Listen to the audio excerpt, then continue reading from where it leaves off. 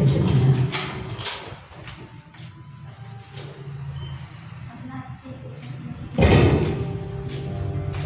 Pertolongan kami datang daripada Allah pencipta langit dan bumi, Allah yang tidak pernah meninggalkan umat pilihannya.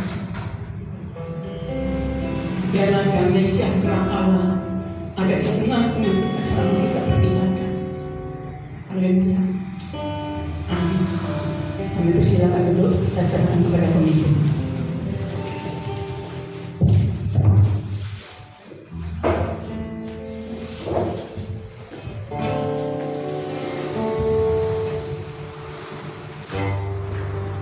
Shalom Bapak Ibu. Shalom. Puji nama Tuhan, kesempatan yang Tuhan berikan pada pagi hari ini, bahwa kita diberi kesempatan untuk memuji memuliakan nama Tuhan. Kita diberi kesempatan untuk beraktivitas hari ini karena anugerah Tuhan. Kita akan memuji Tuhan. Ini adalah kesempatan.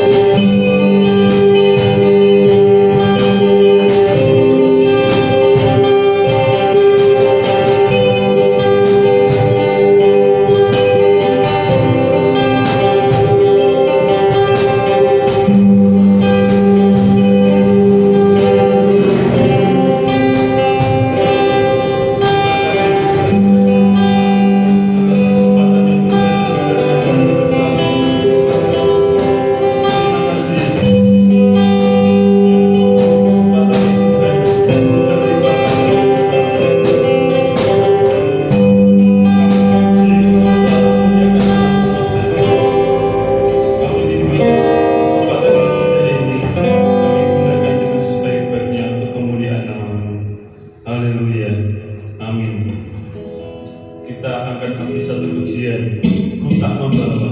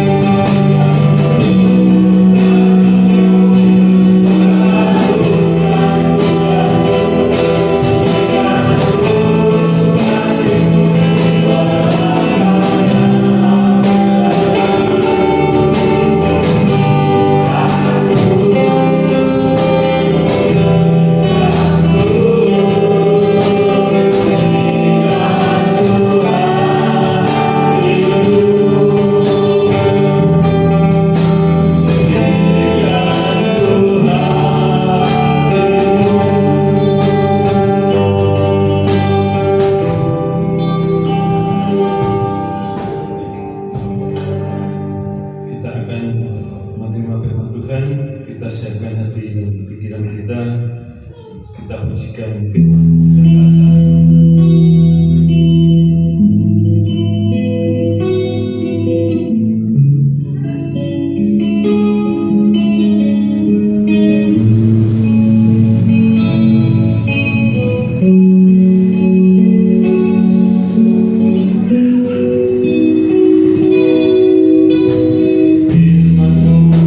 berkata. Kau besertaku,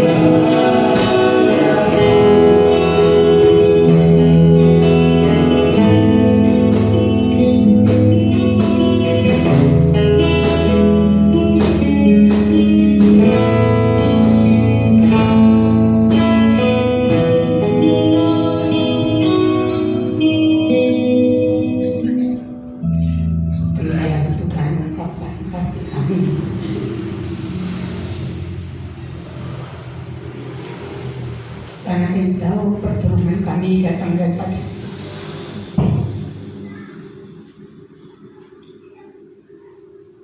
Dan jikalau Tuhan izinkan kami menghadapi badai ini, aku sangat meyakini bahwa Engkau memberikan kekuatan kepada kami.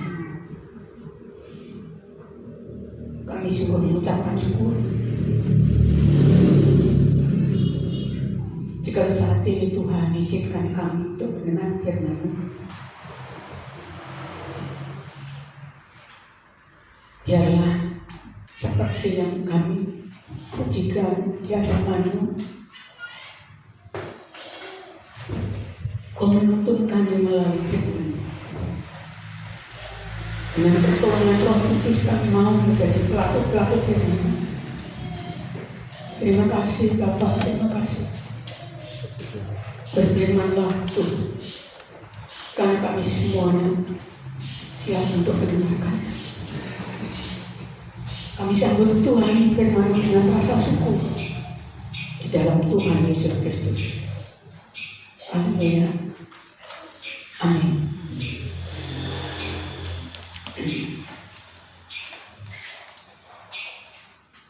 Ya, Bapak Ibu yang dikasih Tuhan, kita akan mendengar firman Tuhan dari kitab Wahyu yang terakhir.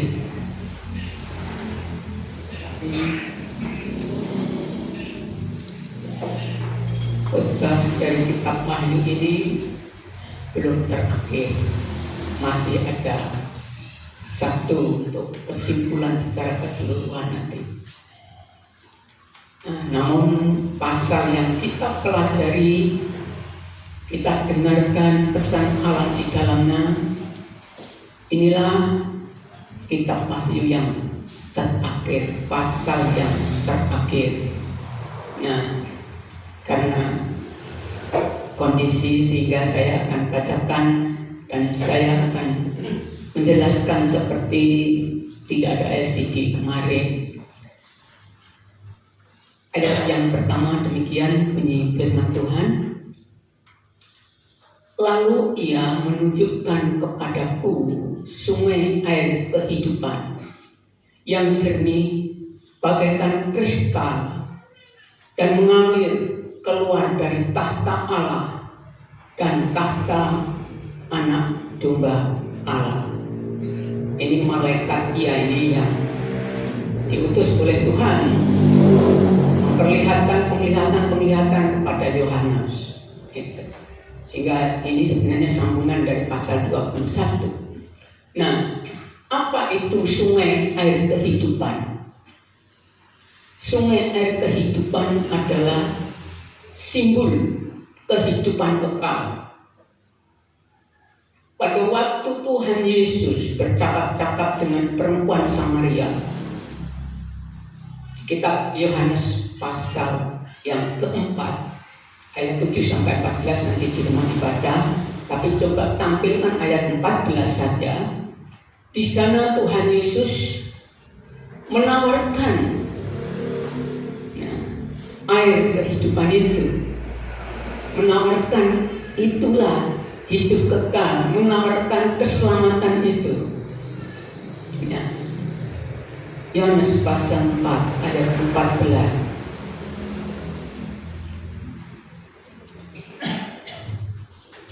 Nah, di sini kita lihat, tetapi barang siapa minum air yang akan kuberikan kepadanya, ia tidak akan haus untuk selama-lamanya.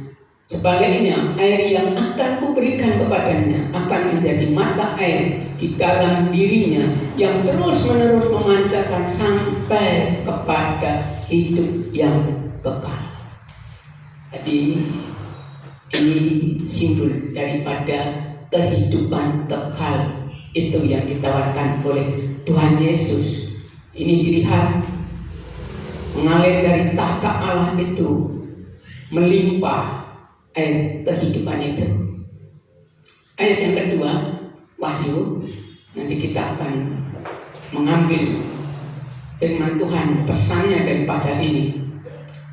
Di tengah-tengah jalan kota itu, nah, yaitu di seberang menyeberang sungai itu ada pohon-pohon kehidupan yang berbuah 12 kali tiap-tiap bulan sekali, dan daun pohon-pohon itu dipakai untuk menyembuhkan bangsa-bangsa.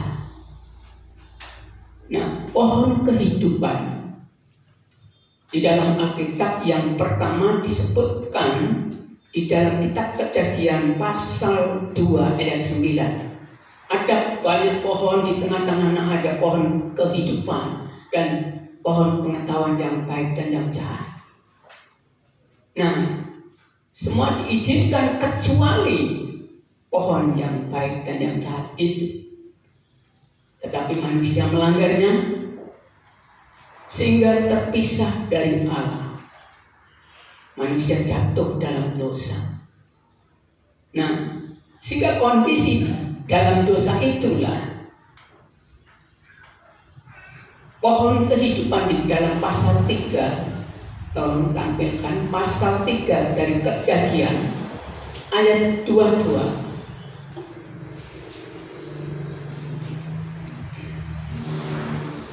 Kejadian pasal 3 ayat 22. Berfirmanlah Tuhan Allah, sesungguhnya manusia itu telah menjadi seperti salah satu dari kita, tahu tentang yang baik dan yang jahat. Maka sekarang jangan sampai ia memulurkan tangannya dan mengambil pula dari buah pohon kehidupan itu dan memakannya, sehingga ia hidup untuk selama-lamanya. Nah, di sini dilarang setelah manusia itu jatuh. Bagaimana kebenaran ini, Bapak Ibu Saudara yang dikasihi Tuhan?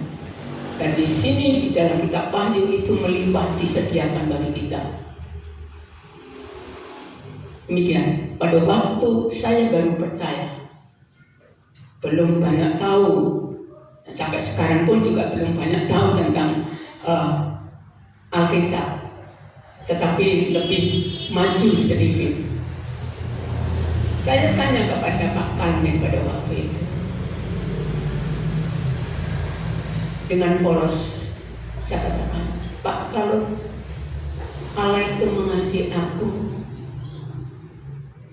mengasihi manusia yang percaya kepada Tuhan Yesus, mengapa diizinkan sakit dan mati? Itu pertanyaan itu cukup, rupanya Pak Kalmen agak terkejut. Saya baru percaya.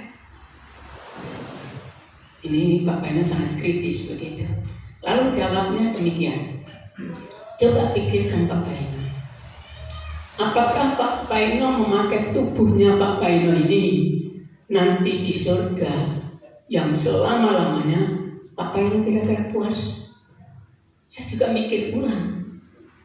Oh iya, tubuhku bisa capek, bisa lapar dan seterusnya. Dan aku mengatakan, tidak puas. Itulah sebabnya Pak Paino.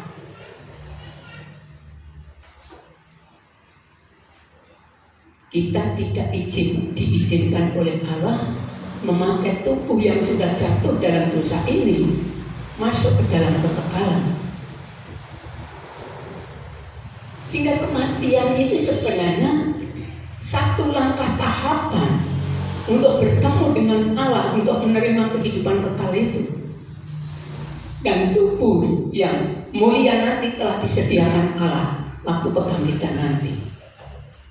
Sehingga di sini orang-orang yang telah diampuni dosanya itu disediakan kehidupan kekal.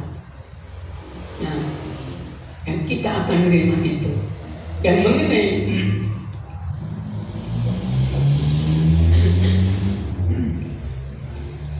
ayat ini sebenarnya juga disampaikan oleh Yeskiel pasal 47 ayat 12 mengenai pohon kehidupan ini.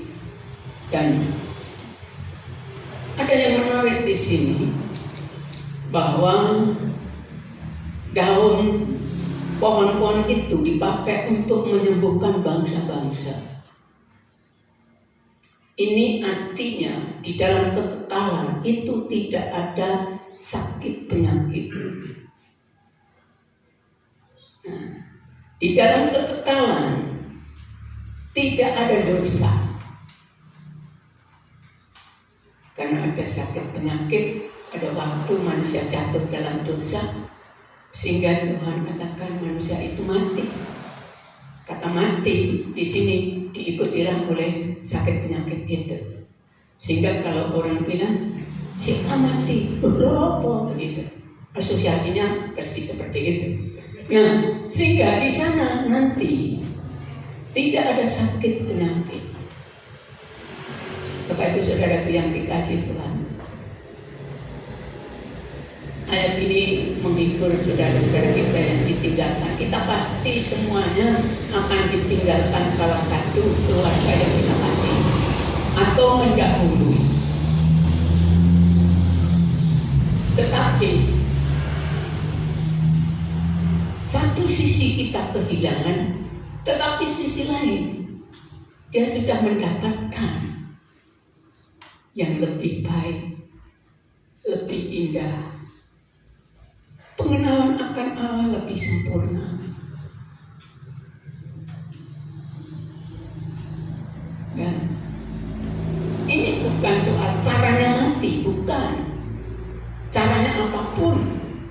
Kalau kita melihat di dalam kisah para rasul murid-murid Tuhan Yesus, caranya mati tidak ada yang terhormat. Sungguh tidak ada yang terhormat. Tetapi bukan soal caranya mati, tetapi dalam mengiring Tuhan, kematian dengan cara apapun, di balik sana ada kehidupan yang kekal dan indah di sana. Kemarin kita sudah mendengar firman Tuhan di dalam kitab Wahyu pasal 21. Terus terang, pada waktu saya merenungkan belajar kitab Wahyu pasal 21, hatiku berbunga-bunga. Mengapa? Tuhan telah menyediakan tempat tinggal di Yerusalem baru. Kota yang indah, yang mulia, luar biasa. Dan kematian bukan satu malapetaka, saudaraku, ternyata. Di balik sana ada kehidupan yang indah. Ayat 3 kitab Wahyu tadi.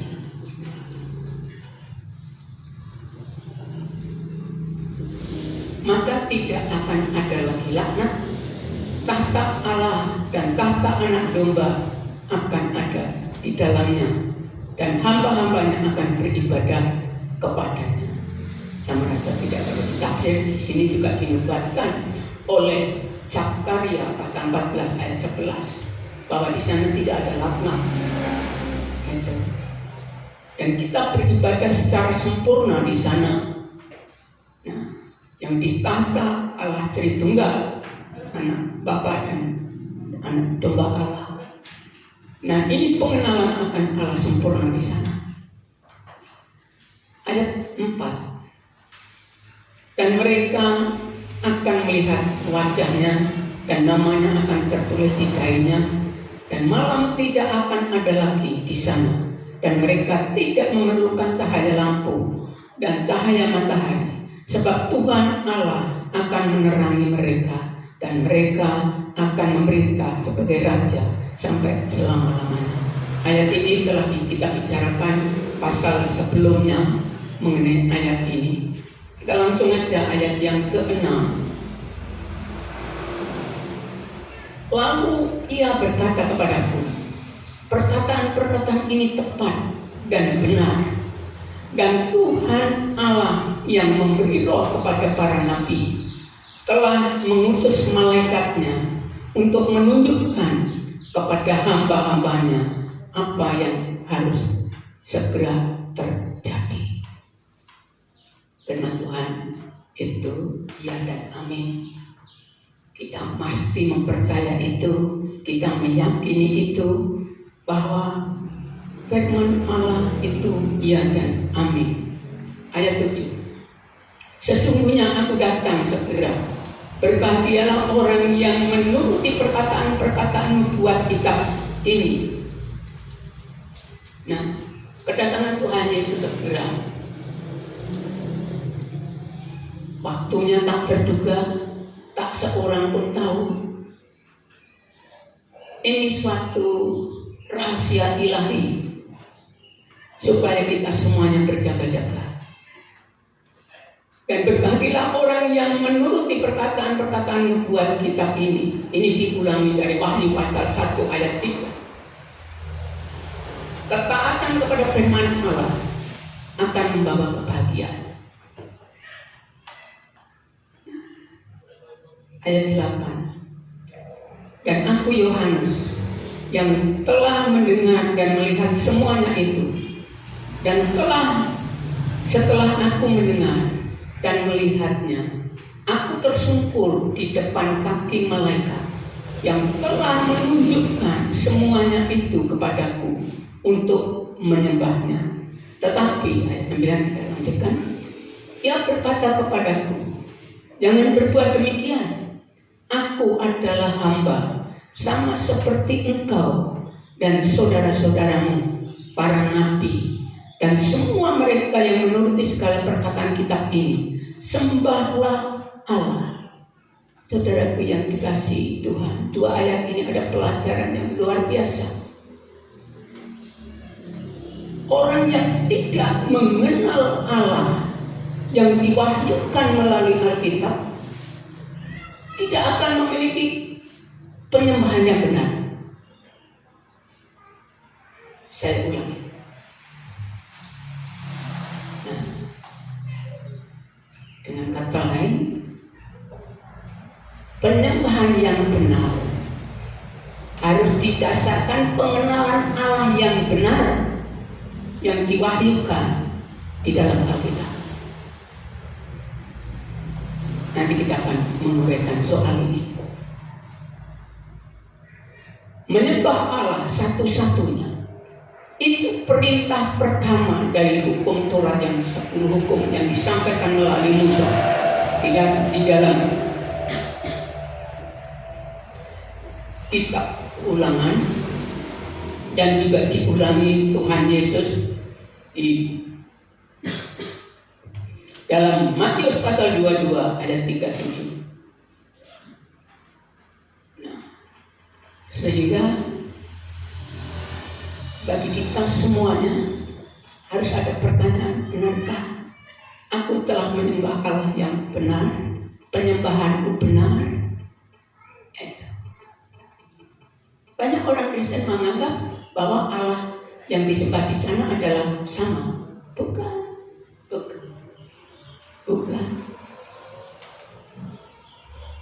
Sehingga berdoalah supaya Allah menyatakan dirinya di dalam Alkitab untuk Anda kenal dengan baik. Kalau Anda mengenal Allah dengan baik sesuai dengan wahyu yang ada di dalam Alkitab, penyembahan kita pasti benar. Dan ini merupakan hukum yang pertama. Ayat 10 sampai 11. Lalu ia berkata kepadaku, jangan memutarkan perkataan-perkataan nubuat dari kitab ini, sebab waktunya sudah dekat. Nah, kalau kita bandingkan dengan kitab Daniel pasal 12, kemarin kita sudah menyingkap itu. Nah, Daniel melihat penglihatan yang sama, tetapi Allah berfirman suruh memeteraikan. Tetapi Yohanes di sini dilarang memeteraikan. Ini bukan bertentangan, saudaraku, tetapi ini masalah waktu saja. Yang dilihat Daniel itu sebenarnya sama yang dilihat dengan Yohanes ini. Dan waktunya Yohanes ini dikatakan sudah dekat, sehingga jangan dimeteraikan, jangan ditutup itu. Nah, Daniel hidup ratusan tahun sebelum Tuhan Yesus, sehingga bukan waktunya itu. Sehingga ini sebenarnya masalah waktu, bukan bertentangan meterai itu dibuka atau di kitab itu nubuat itu ditutup. Nah, ayat 12 ya. Ayat 11, maaf. 11 dan 12. Barang siapa yang berbuat jahat, biarlah ia terus berbuat jahat. Barang siapa cemar, biarlah ia terus cemar. Dan barang siapa yang benar, biarlah ia terus berbuat kebenaran. Barang siapa yang kudus, biarlah ia terus menguduskan dirinya. Sesungguhnya aku datang segera, dan aku membawa upahku untuk membalas kepada setiap orang menurut perbuatan. Saudaraku yang dikasihi, dalam ayat ini ada peringatan bagi kita menjelang kedatangan Tuhan Yesus. Nah, kelompok yang menentang umat Tuhan, yang digerakkan oleh iblis dan sekutunya. Kemarin kita sudah belajar tentang iblis, antikristus, dan juga nabi-nabi palsu, digerakkan oleh itu. Bahkan dunia makin gencar membenci umat Allah, sehingga diperingatkan berkali-kali, aku segera datang, aku segera datang. Tuhan katakan, sadarilah bahwa makin dekat kedatangan Tuhan Yesus, nah, orang makin membenci kekristenan, makin banyak. Bahkan pemimpin-pemimpin bisa saja berlaku tidak adil bagi kita semuanya, orang-orang Kristen. Dan kejahatan makin memuncak nanti menjelang kedatangan Tuhan Yesus. Nah, di sana nanti, sering yang dikasih Tuhan, ayat 13 dan 14. Aku adalah Alfa dan Omega, yang pertama dan yang terakhir. Nah, yang kemudian maafnya, yang awal dan yang akhir. Berbahagialah mereka yang membasuh jubahnya. Mereka akan memperoleh hak atas pohon-pohon kehidupan dan masuk melalui pintu-pintu gerbang ke dalam kota. Membasuh jubahnya adalah orang-orang yang berusaha dengan sungguh-sungguh untuk mentaati firman Tuhan dan hidup kudus. Saya ulang, membasuh jubahnya adalah simbol daripada kita harus taat, orang-orang yang taat dan menjaga kekudusan. Tuhan segera datang. Taatilah Tuhan, jagalah kekudusan. Ayat 15. Tetapi anjing-anjing dan tukang-tukang sihir, orang Sunda, orang pembunuh, penyembah-penyembah berhala, dan setiap orang yang mencintai dusta dan yang melakukannya tinggal di luar. Mengapa orang-orang yang mencintai dusta dan melakukannya disamakan dengan tukang sihir, anjing, dan seterusnya itu tadi? Coba mari kita buka Yohanes pasal 8 ayat 44. Yohanes pasal 8 ayat 44.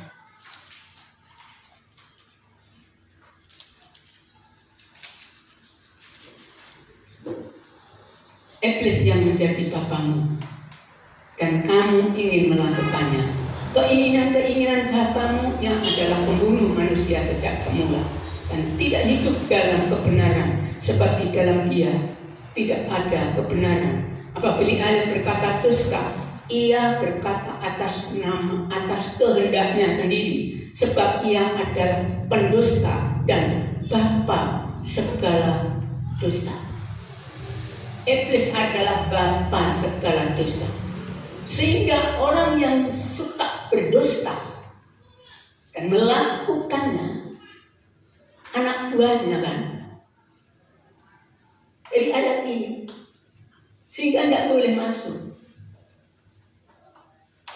Hati-hati, jaga mulutmu.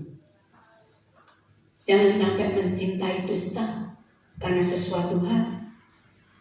Ternyata bapak pendusta itu iblis. Kalau aku berdosa berarti anak iblis. Ayat ini itu disamakan dengan tukang sihir, pembunuh. Mungkin Anda tidak membunuh, tetapi kalau Anda berdosa itu anaknya iblis. Disamakan seperti itu, saudaraku yang dikasih. Sehingga peringatan keras.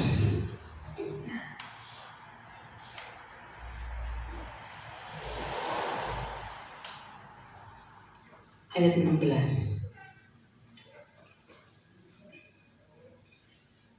Aku Yesus telah mengutus malaikatku untuk memberi kesaksian tentang semuanya ini kepadamu bagi Jumat-Jumat. Aku adalah Tunas, yaitu keturunan Daud, bintang timur yang gilang gemilang. Tunas Daud. Nah, Tunas nami basa Jawi sogulan. Ngertos nggih? Sogulan. Berarti wis enek bongkote. Yesus keberadaannya sebagai Allah sebelum Daud ada. Tetapi menjadi manusia melalui keturunan Daud. Bintang timur yang gilang gemilang, ini terang keselamatan. Jadi tidak ada keselamatan selain di dalam Tuhan Yesus Kristus. Jelas itu. Ayat 17. Roh dan pengantin perempuan itu berkata, marilah, dan barang siapa yang mendengarnya, hendaklah ia berkata marilah, dan barang siapa yang haus, hendaklah ia datang, dan barang siapa yang mau, hendaklah ia mengambil air kehidupan dengan cuma-cuma. Saudaraku, gereja dan Roh Kudus yang ada di dalam gereja akan mendorong untuk bersaksi, menawarkan keselamatan, mengundang untuk menerima hidup kekal. Ini undangan. Gereja yang dipimpin oleh Roh Kudus pasti gereja yang mau memberitakan Injil. Saya ulangi. Nah, gereja yang dipimpin oleh Roh Kudus pasti gereja itu mau memberitakan Injil. Banyak gereja mengejar mujizat, tetapi tidak mau memberitakan Injil. Kalau Anda dipimpin oleh Roh Kudus, pasti Anda punya hati untuk memberitakan Injil. Saya masuk di tengah-tengah LDII, saya nggak tahu, tapi terlanjur aku memberitakan Injil. Tapi tidak tahu bagaimana respon, tapi tetap baik. Gitu. Tahu-tahu aku setelah diajak keliling ke rumah muridnya, ke sekolahnya, kurang LDII. Tapi dia juga mau datang ke sini. Nah, saya harap saya memberitakan Injil bagi mereka. Nah, saya tahu biar Roh Kudus bekerja, tapi aku sudah menyampaikan. Saudaraku yang dikasihi Tuhan, berdoalah setiap kesempatan bertemu dengan orang. Berdoalah, berikan kesempatan aku Tuhan memberitakan Injil, dan biarlah Roh Kudus memimpin Anda. Orang yang dipenuhi Roh Kudus pasti orang itu punya hati untuk memberitakan Injil. Itu pasti. Lihat ayat ini. Pengantin perempuan itu gereja. Kemarin saya tahu. Nah, dengan Roh Kudus akan memberitakan Injil. Nah, Saudaraku yang dikasih Tuhan, ayat 18 dan 19. Aku bersaksi kepada setiap orang yang mendengar perkataan-perkataan nubuat dari kitab ini. Jika seorang menambahkan sesuatu kepada perkataan-perkataan ini, maka Allah akan menambahkan kepadanya malapetaka yang tertulis di dalam kitab ini. Dan jikalau seorang mengurangkan sesuatu dari perkataan-perkataan dari kitab nubuat ini, maka Allah akan mengambil bagian dari pohon kehidupan dan dari kota kudus seperti yang tertulis di dalam kitab ini. Saudaraku yang dikasihi Tuhan, bagaimana kita memperlakukan Alkitab? Ada pertanyaan, bagaimana kita memperlakukan Alkitab? Ada orang yang sembahyang, ada ya. Nah, Pendowo iku mung 5. Perang Bharatayuda musuhe 100 dibantu karo negara-negara liya. Tapi Pendowo menang. Nah, pembarepe Pendowo kuwi duwe pusaka sing jenenge Jamus Kalimasada. Jamus kita kalimah sebenarnya saka tembung kelima sabda. Artinya sebenarnya pengajaran dalam pewayangan bahwa firman Allah yang tertulis dalam kitab itu akan membawa kita dalam kemenangan di akhir zaman nanti. Bharatayuda Jaya Pinangan. Saudaraku yang dikasihi Tuhan, saya tidak mengharap Alkitab ini menjadi jimat, jangan. Tetapi bagaimana Anda menghormati, memperhatikan. Kita harus penuh perhatian terhadap Alkitab dan penuh penghormatan untuk mentaati firman Allah yang ada di dalamnya. Kita nanti akan berbicara lebih jauh tentang ini. Tapi ayat 20 yang memberi kesaksian tentang semuanya ini berfirman, ya, aku datang segera. Amin. Datanglah Tuhan Yesus. Kasih karunia Tuhan Yesus menyertai kamu sekalian. Kitab Wahyu menutup sejarah manusia. Kitab Kejadian membuka sejarah manusia. Bukankah Alkitab ini pantas kita jadikan acuan dalam hidup ini?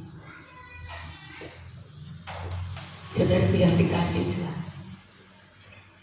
lalu pesan apa sih di dalam pasal 22 ini? Saya menggumulkannya dan saya menyampaikannya. Pesan Allah di dalam Wahyu pasal 22 ini yang saya dasarkan atas ayat 8, 9, dan saya memberi tema pengenalan akan Allah. Kalimat kuncinya pengenalan akan Allah yang diwahyukan dalam Alkitab akan berdampak dalam hidup ini. Ada 4 dampak yang ingin saya sampaikan. Kalau kita mengenal Allah dengan benar apa yang diwahyukan melalui Alkitab, saudara yang dikasihi Tuhan, kalau saya dan saudara mengenal Allah dengan benar sesuai yang diwahyukan dalam Alkitab,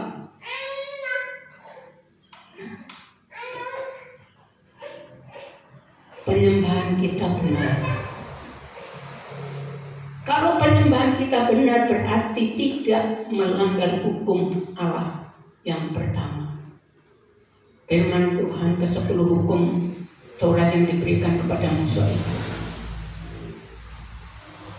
Kita tidak boleh menyembah Allah lain. Nah, sehingga sekali lagi aku memohon kepada Bapak Ibu Saudaraku, berdoalah dengan sungguh-sungguh supaya Allah memperkenalkan dirinya.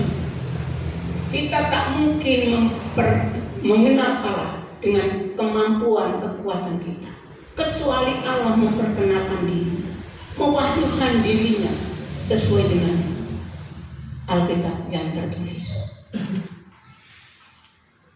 Sehingga kalau kita mengenal Allah dengan benar apa yang diwahyukannya melalui Alkitab, penyembahan kita benar. Ini dampaknya. Dampak kedua,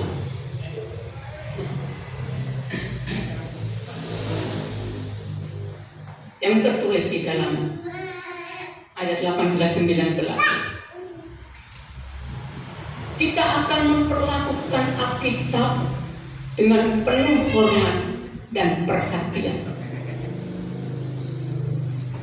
Masihkah Anda menaruh Alkitab dengan penuh debu di atas lacimu?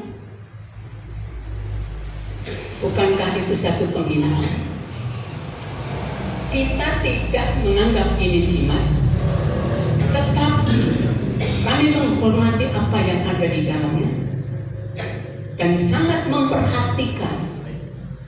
Saudara, kalau kita membaca Mazmur 119, berbicara satu pasal itu seluruhnya mengenai firman Allah. Dan firman Allah yang tertulis inilah yang memberi inspirasi.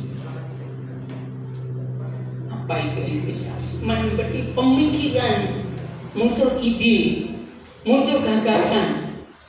Nah, Alkitab ini sumber inspirasi pengenalan akan Allah, sumber inspirasi ketaatan kepada firman Allah setiap langkah hidup kita, dan sumber pengharapan. Saudara yang dikasih Tuhan, saya tidak sempurna, saya masih jauh. Saya masih harus memiliki kehausan akan pengenalan akan Allah. Tetapi saya mulai bertumbuh dan saya harus bertumbuh terus. Menghadapi kondisi yang sangat sulit, jangan sampai anggap enteng. Waktu istriku dipanggil, itu kondisi yang sangat-sangat sulit. Aku tetap menjaga mulutku. Aku tetap menjaga sikapku. Aku tidak mau berontak kepada Allah. Ini keputusan Allah. Aku harus bersyukur, menyerahkan, dan kehendak Allah itu yang terbaik. Aku menangis bukan karena istriku dipanggil. 1 tahun aku baru bisa menangis karena aku tahu kekuranganku yang aku lakukan terhadap istri. Kalau saya pengenalan Allah hanya sedikit saja, sedang bertumbuh, bisa menghadapi badai hidup begitu. Karena aku sangat meyakini bahwa Allah itu tidak salah, Allah itu benar, dan rencana Allah itu yang terbaik untuk saya, untuk istri saya. Dan itu cukup bagi saya menghadapi itu. Tetapi saya terus berdoa supaya haus akan pengenalan Allah. Tanpa ada kehausan, saudaraku,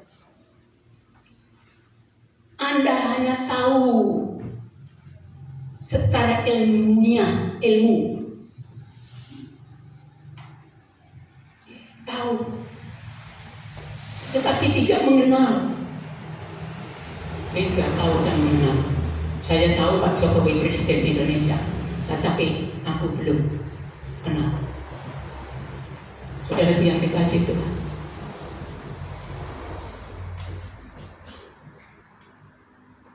ini dampak kalau kita mengenal Allah dengan benar, penyembahan kita benar, memperlakukan Alkitab benar. Dan yang terakhir saya sampaikan, masih satu lagi, kita mentaati firman Tuhan. Di dalam Wahyu berkali-kali disebut, paling tidak 2 kali lah tadi saya sebutkan. Wahyu 1 ayat 3, terus Wahyu 22 ayat 7. Berbahagia orang yang mentaati. Artinya kalau kita mentaati firman Tuhan,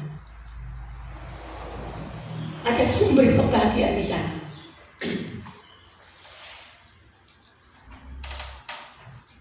Ada sumber kebahagiaan di sana. Jangan mencari kebahagiaan lain tempat.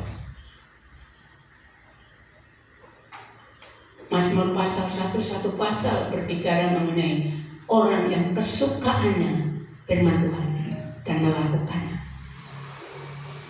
Dan di sana ada sumber kebahagiaan. Dan sumber keberhasilan, karena melalui itu kita akan menang.